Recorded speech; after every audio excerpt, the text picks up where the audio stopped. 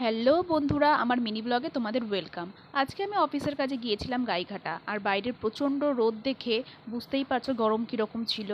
আর এই প্রচণ্ড রোদে আমার কী অবস্থা হচ্ছে সেটা নিশ্চয়ই বুঝতেই পারছো তোমরা।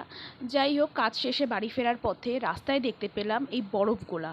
আর এই বরফগোলা দেখে আমার সেই স্কুলের দিনের কথা মনে পড়ে গেল। এগুলো তো এখন দেখতেই পাওয়া যায় না, আগে কত খেয়েছি। যাই হোক, খাবো কি খাবো না এই দোমনা করছিলাম, কারণ কিছুদিন আগেই আমার প্রচণ্ড ঠান্ডা লেগে শরীর খারাপ হয়েছিল। শেষমেশ সমস্ত দোমনা কাটিয়ে আলটিমেটলি আমি বরফগোলাটা নিয়েই নিলাম।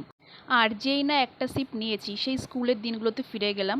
যাই হোক, বরফগোলা খেতে খেতে বাড়ির দিকে এগোচ্ছি। সামনেই দেখতে পেলাম আর একটা মন ভালো করার জিনিস, কি বলো তো? একদম ঠিক ধরেছ, তালশাঁস। আর আমলিচুর মতন তালশাঁসও আমার খুব প্রিয়। তোমরা কমেন্টে জানিও আমার মতন তালশাঁস আর কে কে পছন্দ করো। তো যথারীতি আমি তালশাঁস কিনতে দাঁড়িয়ে পড়লাম। দাম জিজ্ঞাসা করায় কাকু বললেন 5টা 30 টাকা।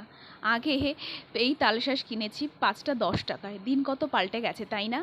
তবে এই প্রচণ্ড রোদে আমরা যখন ঘর থেকে বার হতেই ভয় পাই, এই কাকু বিনা ছাতা বিনা কোনো প্রোটেকশানে রাস্তার ওপর দাঁড়িয়ে তালশাঁস বিক্রি করছে। তো তার প্রাপ্য পারিশ্রমিক তো তাকে দিতেই হয়। যাই হোক, কাকুকে আমার জন্য তালশাঁস কাটতে বললাম, আর তোমরা দেখো কি সুন্দরভাবে তালশাঁসের গায়ে বিনা কোপ লাগিয়ে কি সুন্দর তালশাঁসগুলো কেটে দিল। আমার তালশাঁস নেওয়া হয়ে গেছে। এবার আমি তাড়াতাড়ি করে বাড়ি ফিরছিলাম, কারণ আমার মাথায় শুধু এটাই ঘুরছিল আমি কখন বাড়ি গিয়ে তালশাঁসগুলো খাবো। কারণ এবছরের আমার প্রথম তালশাঁস খাওয়া আজকে। আমি অনেকক্ষণ হাত দিয়ে তালশাঁসটা ছাড়ানোর চেষ্টা করছিলাম, কিন্তু সেটা জানি বৃথা চেষ্টা, এইভাবে তালশাঁস ছাড়ানো যায় না।